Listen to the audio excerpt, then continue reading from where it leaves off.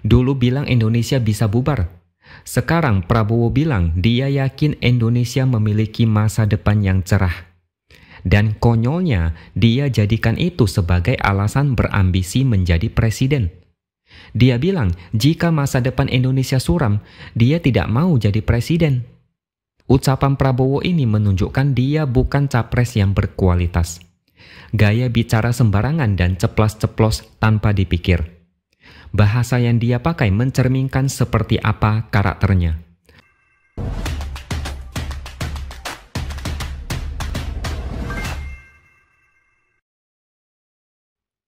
Halo, bertemu lagi dengan saya, X Hardy di Opini SeaWorld. Saya dan mungkin kalian juga berpikir, apa yang membuat Prabowo layak menjadi calon presiden? 2 kali dia kalah Pilpres. Sekarang dia masih merasa layak untuk memimpin negara ini. Di Pilpres lalu, Prabowo pernah bilang tahun 2030 Indonesia berpotensi bubar. Semua orang terkejut. Beritanya viral di mana-mana. Kenapa bisa seorang calon presiden ngomong seperti itu? Setelah diklarifikasi, ternyata Indonesia bubar itu diambil dari buku fiksi berjudul Ghost Fleet. Ibarat kata pepatah, kemarin kedelai, sekarang tempe. Dulu bilang Indonesia bisa bubar. Sekarang Prabowo bilang dia yakin Indonesia memiliki masa depan yang cerah. Dan konyolnya, dia jadikan itu sebagai alasan berambisi menjadi presiden. Dia bilang jika masa depan Indonesia suram, dia tidak mau jadi presiden. Ucapan Prabowo ini menunjukkan dia bukan capres yang berkualitas. Gaya bicara sembarangan dan ceplas-ceplos tanpa dipikir. Bahasa yang dia pakai mencerminkan seperti apa karakternya. Kalau masa depan Indonesia suram, dia tidak mau jadi presiden. Kalau masa depan bagus, dia baru berambisi jadi presiden. Ini namanya mau enaknya aja. Justru yang benar adalah menjadi pemimpin karena mau membawa bangsa ini dari keterpurukan menuju level negara maju. Mengangkat negara ini dari level yang sekarang menjadi lebih baik. Pemimpin yang hebat itu berhasil mengubah negara yang banyak masalah atau hampir tidak tertolong menjadi negara yang hebat. Itu baru pemimpin yang luar biasa. Kalau memimpin di saat negara sedang bagus-bagusnya, itu bukan prestasi, tapi numpang dapat enak. Coba bayangkan, lebih hebat mana? Orang yang berhasil membawa sebuah perusahaan keluar dari kebangkrutan, atau orang yang meneruskan perusahaan di saat jaya? Kalian pasti tahu Steve Jobs. Dia adalah CEO Apple yang berhasil membawa Apple keluar dari masa krisis. Selama 12 tahun sampai tahun 1997, Apple selalu mencatat kerugian sampai masuk masa krisis di ambang kebangkrutan. Pada Juli 1997, Steve Jobs kembali ke Apple. Kalau bukan karena dia, Apple mungkin sudah punah. Dan kalian pasti tidak akan pernah melihat produk Apple yang sekarang, yaitu iPhone, iPad, MacBook, dan lainnya. Namanya sampai sekarang dikenal meskipun dia sudah tidak ada.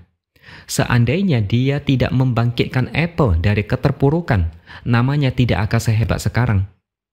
Dalam konteks bernegara, seorang pemimpin harus mampu membawa rakyatnya menghadapi situasi apapun, bahkan dalam kondisi paling sulit, lalu mengubah masa suram menuju kemenangan dan mensejahterakan rakyatnya.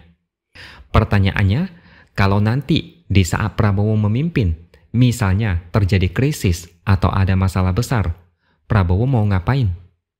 Apakah mau kabur ke Yordania lagi karena masa depan suram? Kalau dulu dia bicara Indonesia bubar, sekarang malah terbalik.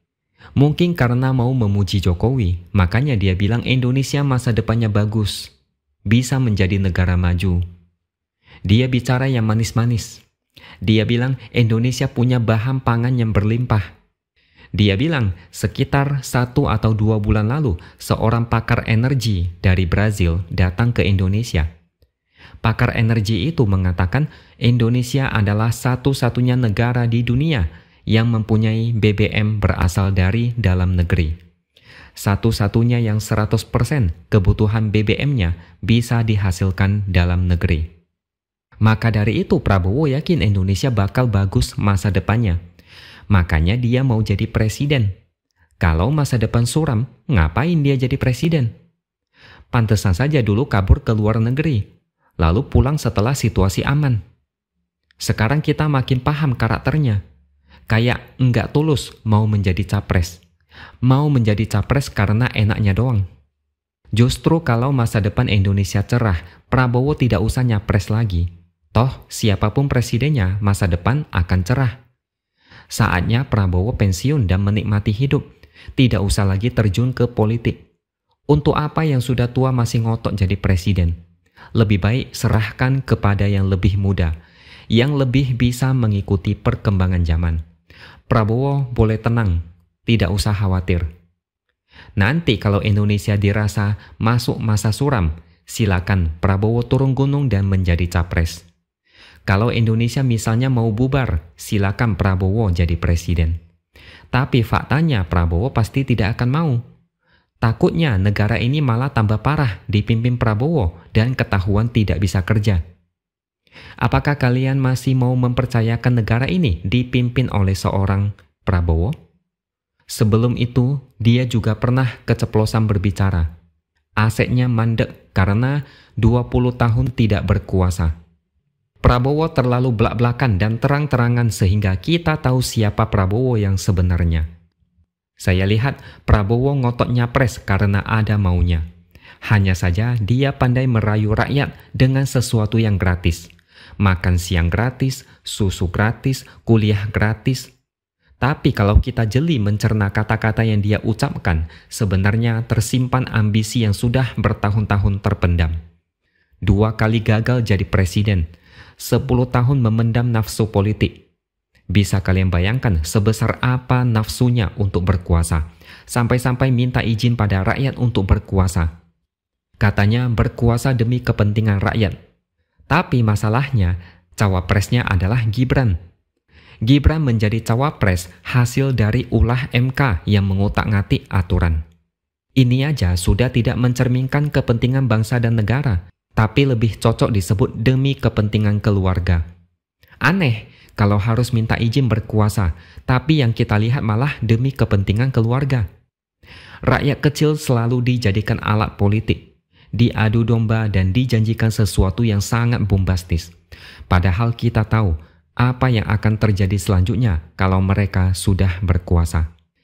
Dan yang paling lucu adalah ketika Prabowo meramal Indonesia akan bubar tahun 2030, Jokowi saat itu bilang kita harus optimis. Prabowo pesimis. Sekarang 2 orang ini saling mendukung. Yang merasa optimis sekarang malah mendukung yang dulunya pesimis. Saya tidak habis pikir. Tidak pernah berpikir ini bisa terjadi. Tapi memang inilah politik. Ambisi yang berlebihan dan tidak mau move on bisa berakibat seperti sekarang ini. Ketika MK bisa disetir demi ambisi politik, kalian bisa bayangkan sebesar apa nafsu politik kubu Prabowo. Kalau sudah berkuasa, kalian bayangkan sendiri deh gimana selanjutnya. Oke, sampai di sini dulu opini dari saya. Subscribe channel ini supaya makin berkembang dan jangan lupa tuliskan komentar Anda. Terima kasih sudah menonton dan sampai jumpa lagi di lain kesempatan.